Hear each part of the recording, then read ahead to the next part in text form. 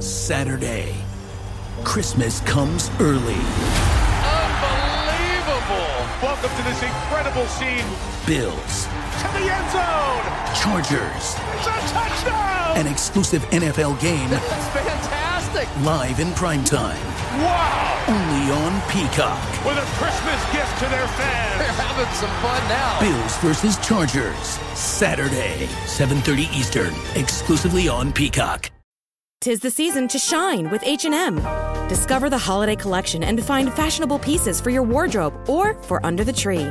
Get inspired and dazzle with this year's glam. From tuxedo styles, bow detailed pieces, impressive prints, and more. From unforgettable looks to unforgettable gifts. With fashion finds to home decor, find it all at H&M. Treat your loved ones and yourself this season. Shop in-store or at hm.com. The holidays are a time to feel and create joy. And what could be more joyous than the look on her face as she unwraps a stunning new jewelry piece from Blue Nile? How about getting 50% off your purchase? Blue Nile offers premium quality, priced below traditional retail. Their online experts are available 24/7 to answer any questions and make sure you've picked the perfect gift. For a limited time, you can get 50% off at BlueNile.com. That's 50% off at BlueNile.com. Reboot your credit card with Apple Card, the credit card created by Apple. It gives you unlimited daily cash back that you can now choose to grow in a high-yield savings account that's built right into the Wallet app. Apply for Apple Card now in the Wallet app on iPhone and start growing your daily cash with savings today. Apple Card subject to credit approval. Savings is available to Apple Card owners subject to eligibility requirements. Savings accounts provided by Goldman Sachs Bank USA. Member FDIC. Terms apply.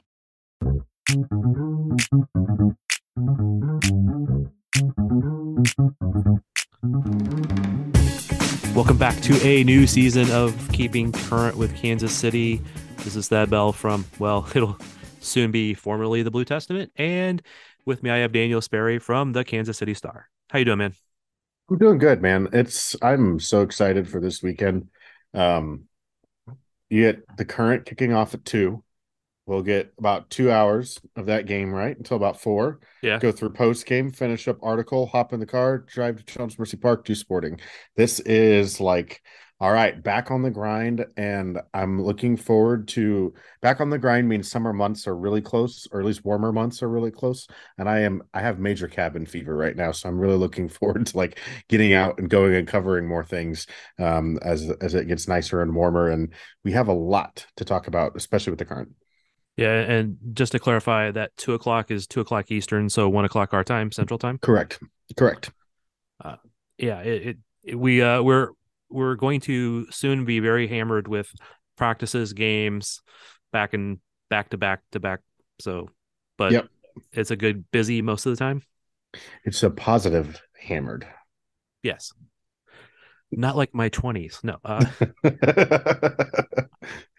right. We digress too much. All right. You and I were both out to practice, and we saw that there was quite a few current players that probably are not going to be available this weekend. Yep. Let's see. Morgan Gautreau, Vanessa DiBernardo. Yep. I'm going to guess Dabinia. Yep. Kristen Hamilton. Hannah Glass. Correct. Desi Scott. I think that was. I'll say this. Desi Scott was known, but she is not on the season-ending injury list. Right. And the 3 that are on the season-ending injury list can absolutely be ruled out this week. And honestly, maybe the next month at least, we can maybe start talking about Mallory Weber, because Claire Lavoisier is going to be further down the road, more towards the summer. As is Sam Mewis is a question mark of whether or not she will play at all this year. So sadly, very true. I'm just going to not expect her until she pops up some point in the future. Yep. Yeah. Hopefully. Yeah. Mallory Weber definitely looks closest of the 3 that were marked SEI. She's out there doing stuff, moving, cutting, running, taking passes, making passes. Not anywhere near game fit, not in contact kind of drills that we've seen, at least. Yep. So of the ones we mentioned, we didn't see let's see, of the first four I think we mentioned, we didn't really see them in preseason. Mhm. They kept saying, well, we're just looking at all the new players. So we still don't really know why. At least I don't, why Gautreau or DiBernardo is out. Mhm. I Yeah, I don't. think we saw Dabinia in the She Believes Cup, but she got hurt against the US. Thank you, Andy Sullivan. And last week she was doing warm-ups with DiBernardo. They Mhm. were kind of paired together, and she was wearing a knee brace, but they were doing like all the, the stretchy band pulls and all that kind of stuff, and then they were Yeah. running in opposite directions and Mhm. timing each other, I think. Yep. And I mean, it was quite a good long run. I think they were passing us by for a solid 25, 30 minutes. Yeah. So very good long run that they were on. I think, I mean, if somebody is at least running like that and doing the long runs, they're at least a few weeks out, hopefully. Um, the Dabinia thing, I think I will say with her, obviously we haven't been given an exact timeline or been told remotely what the injury is. I can assume it is an injury to her. If I'm correct, the brace was on her left knee, so we'll go Correct. that way. So it's an injury to her left knee. It has been described as something that they only want to keep her out for the minimum time, so that a maybe, you know, let's say the total prognosis right now at this point, she could probably play on it. If it was playoffs, if it was World Cup, she might be pushing it and might go really hard at it. The problem is that they don't want it, as if you're very familiar with Sporting KC's side of things, they don't want it to turn into something where, they'd rather her be out for 4 weeks than be out for 4 months. And if they can take it slow and allow it to heal and take their time with it, then they'll be all right. So I'm curious what that looks like. She was not called into the national team with Brazil. And Potter was bullish on whether or not she'll be involved this weekend. However, my hunch, given the fact that she was not out there with the team today, we are match day -3. It would be incredibly hard for a player who has not been in practice for the last week and was not involved in training on match day -3 to likely appear at all in the match. And so my hunch is that if she won't be in there for this match. I'd be surprised if she's available for Portland. Typically, when a call up, especially a call up, maybe was declined for injury's sake. Sporting fans might remember this with Roger Espinoza. You could potentially get in trouble by playing that player at all, especially because it's a FIFA window, and a FIFA window means that the country requests, the club must release. And so, in Dabinia's case, if she doesn't go, I'd really be shocked to see her at all before they return from the international break, and that would put her at a potential return date for the 4/16 road match in Chicago, which I'll be at. Cool. I would say the Fun. exception to that would be if she turned it down, not the club. Correct. Uh, I would say of some of the ones that we have seen, she may be the closest to coming back because she was game fit a month Yeah. ago when she got hurt in the She Believes Cup. Mhm. So, or 3 weeks ago, whatever that was. Yep. So she was at least game fit there, where we have not seen the other ones even in preseason games. Mhm. So she might be the closest, Yeah. and that may not be true either, because Yep. again, getting exact answers is nigh on impossible. Mhm. Okay, we've covered, I think, who's out, right? Right. Did we talk Kristen Hamilton? Because Kristen We Hamilton mentioned is her. we I think mentioned we her. mentioned her She's a new addition to that. She was in training perfectly fine when we were there on Wednesday. Um, last week. Last week, yes, she No, was in training. no, she was not. Was she not? Are She was not. you sure? I have pictures of her standing there. Interesting. Look at Yeah. that. That bell breaking news. Now okay, then that's news to me.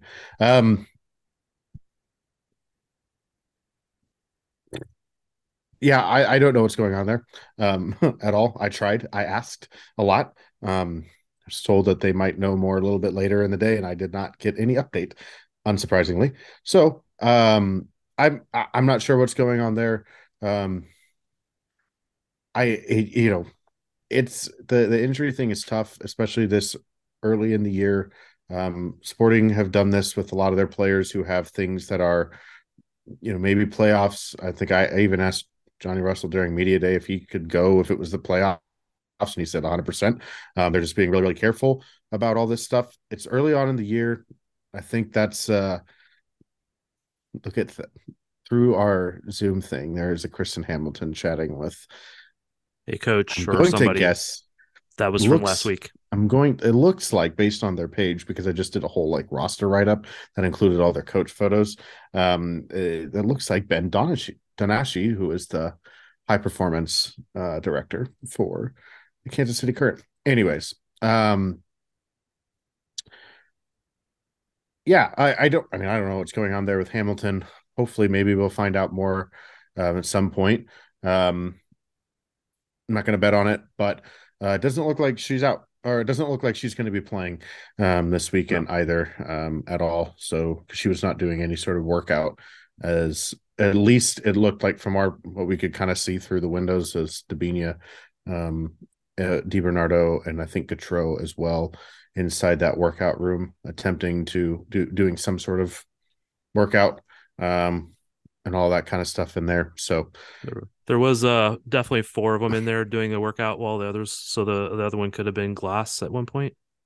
So yeah, or I don't know. I don't know where Desi's at in terms of her. I would have recognized if it was Desi. Okay. So there's a hair color and height difference there. There is.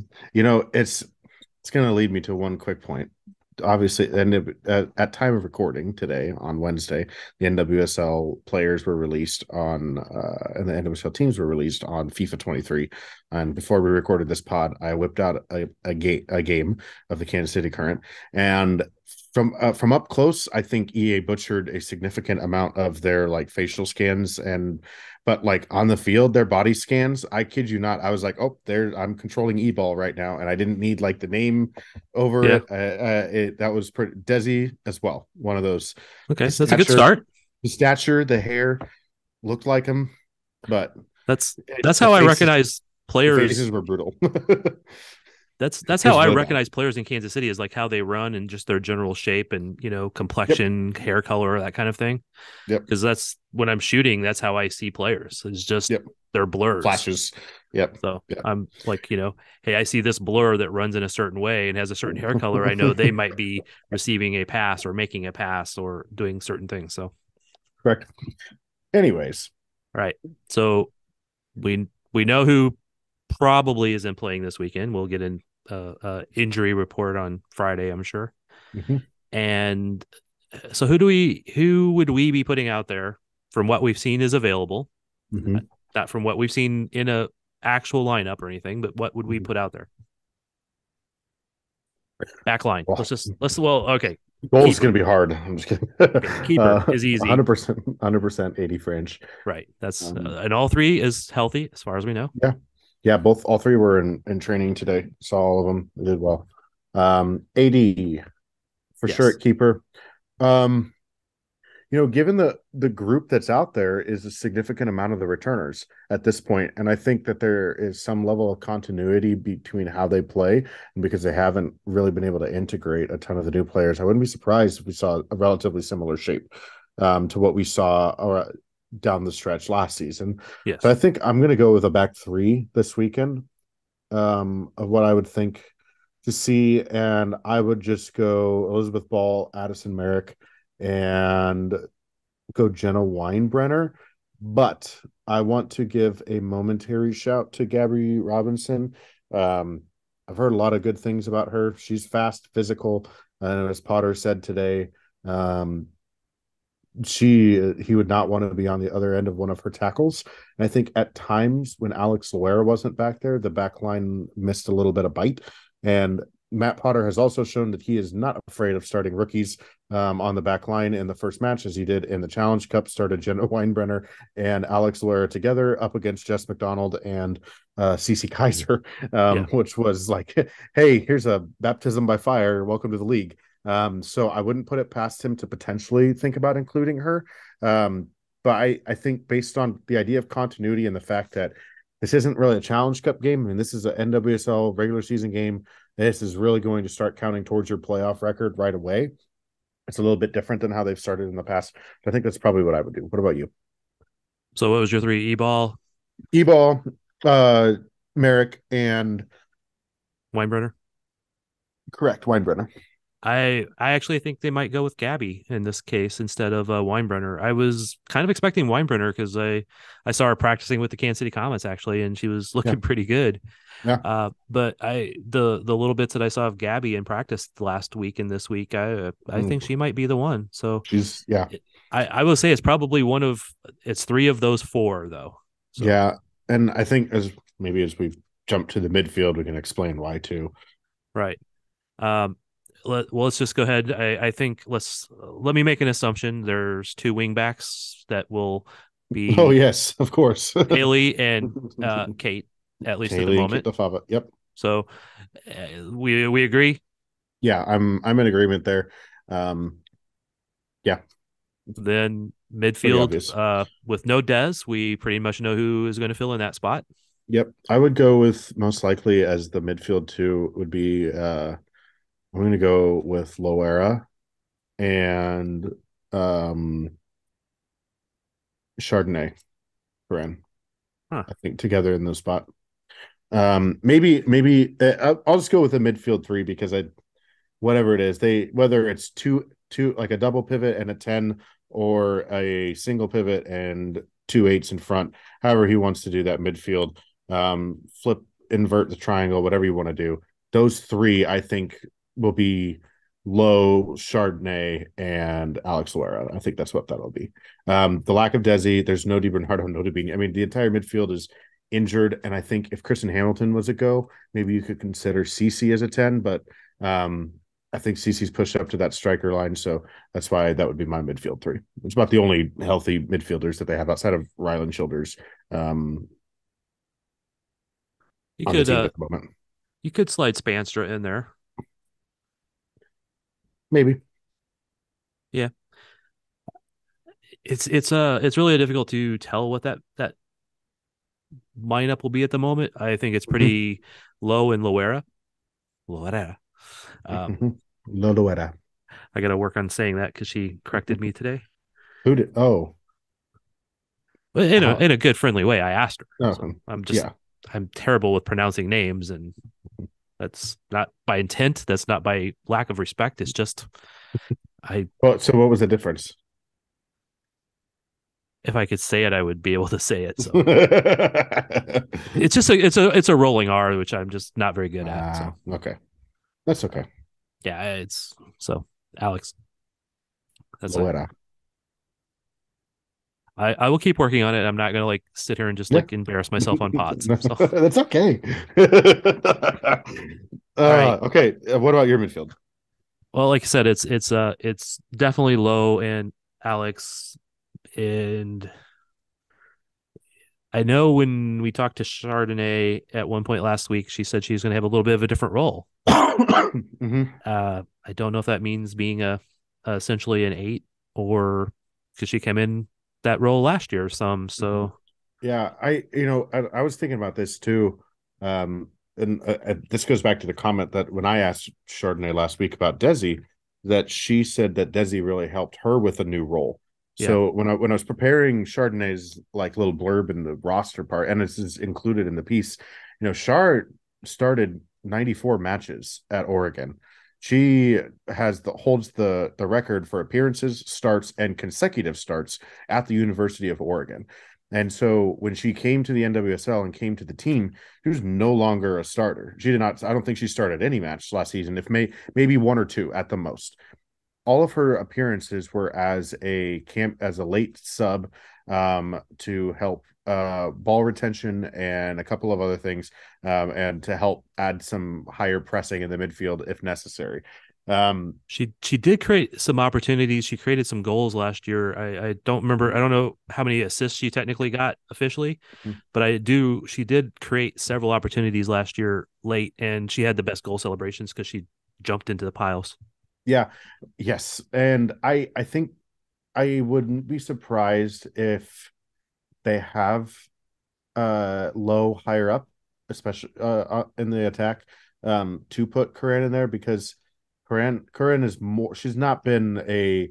She's if anything, she's a box to box midfielder. I would be Yeah. shocked to see her as a 10, unless that's the new role that she's talking about.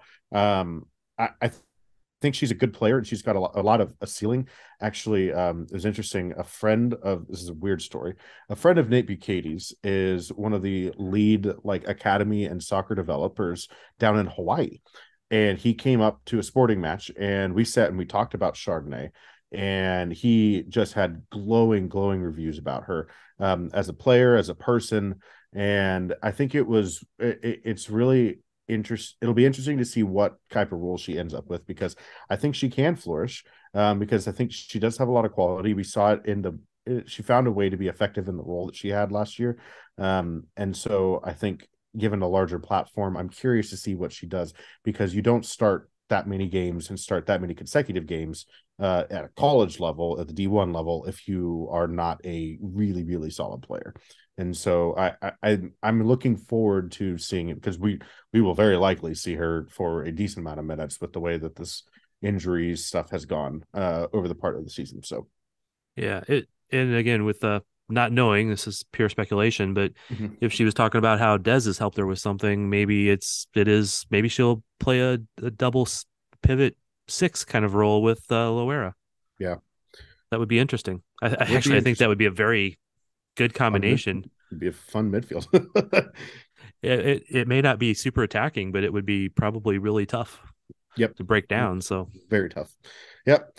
All right, cover midfielders, forwards, forwards. Are we counting the 10 as the in this forward group, or we're counting it part of the midfield? I would say it was part of the midfield, but Okay, that's fine. So I already said I think Low would be the 10 yeah, in the how I would set it up at least. with who's And then available, I think that's what you have. So yeah, and then striker would be CC and Mimi. I think that's not pretty, Michelle.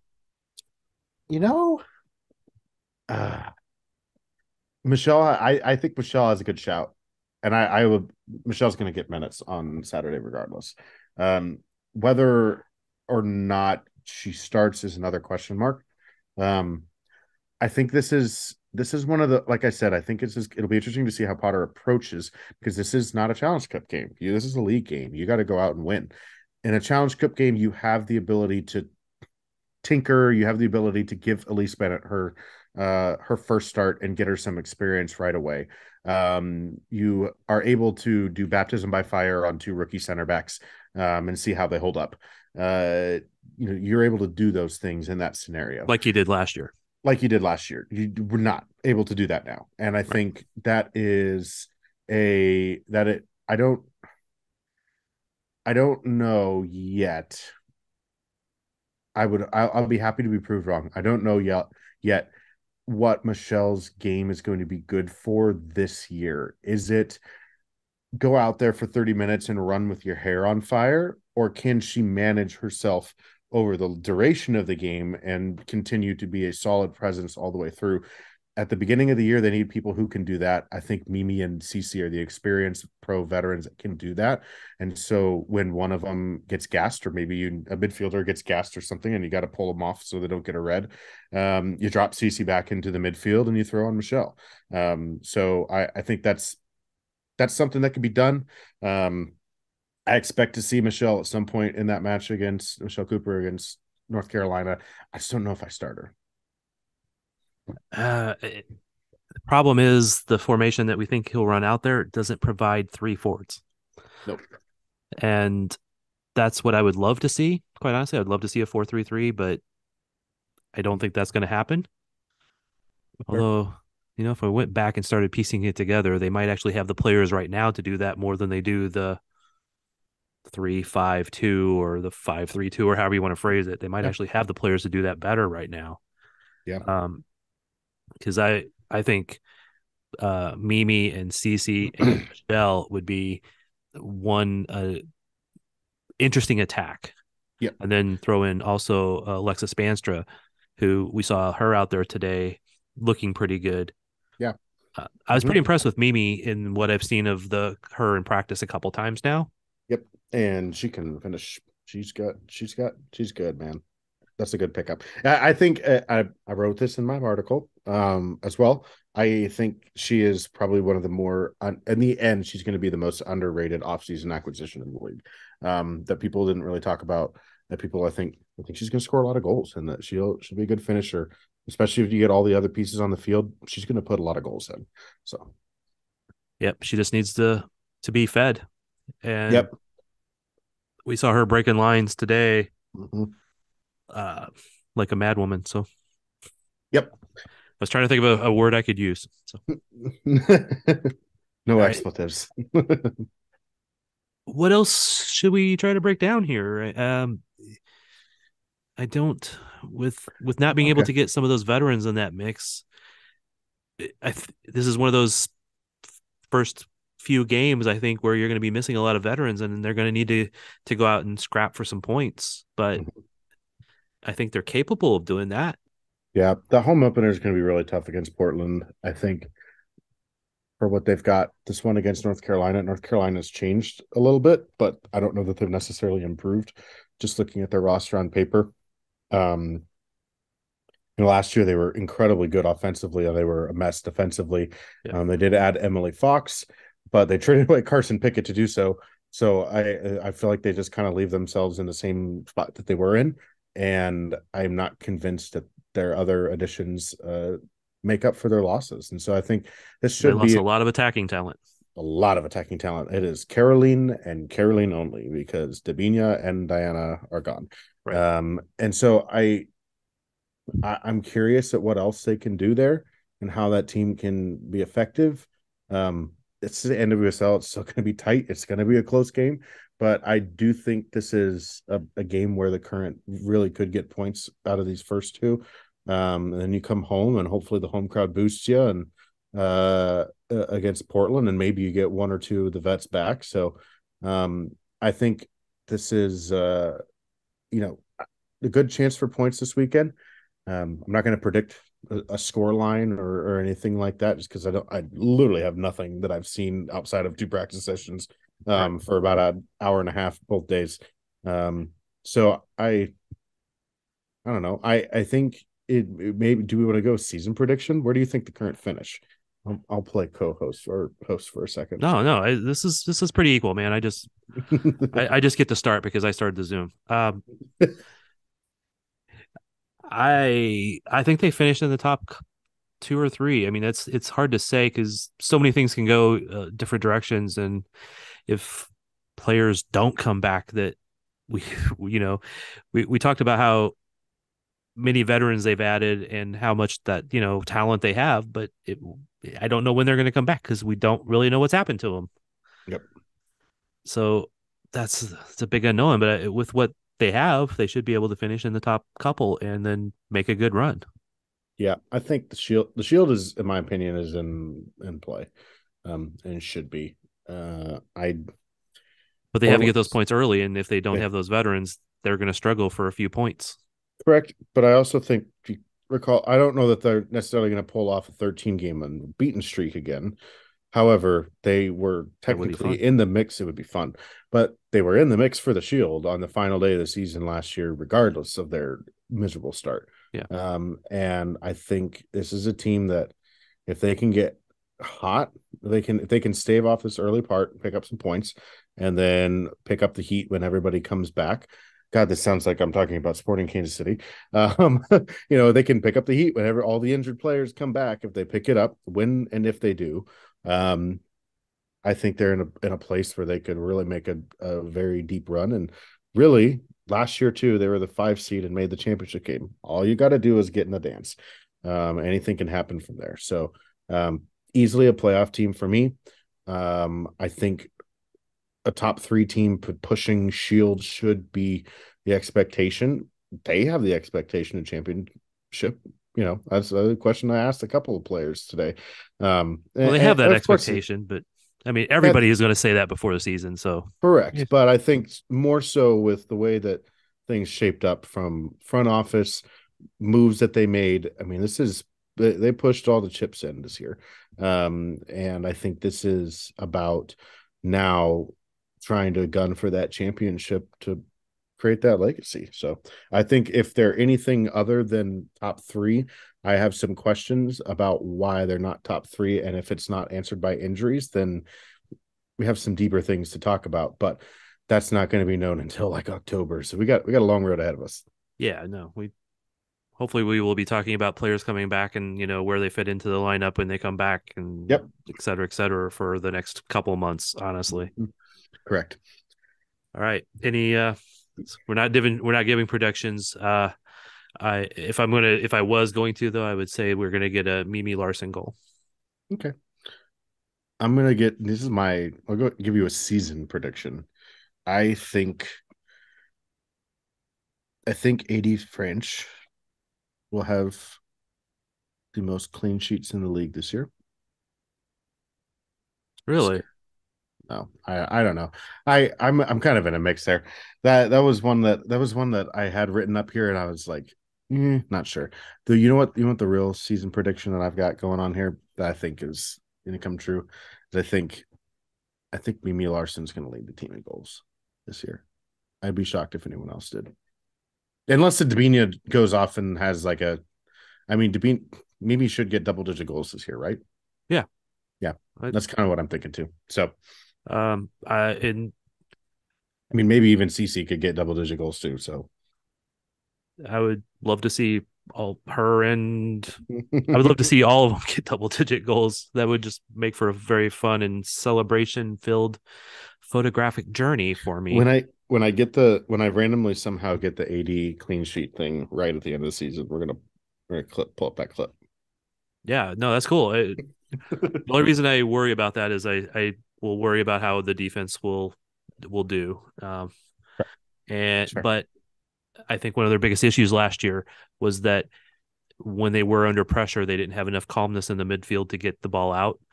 With as good as Desi is and as good as Lowe is, that's not their strong suits. Where I think actually Loera, that's much better for her, being calm, a little calmer on that ball, and then having the two vets of Gautreau and Di Bernardo, but they aren't there yet. So we'll see how that goes. We'll see. We got to see. All right, man. I will see you, probably in the next couple days at various different places. We'll see you then, of course. And thanks everybody for listening. Yep, and I'm hoping that we add a third person into this regular podcast here soon. We'll talk about that in another podcast soon. Thanks everybody for listening, and we are out.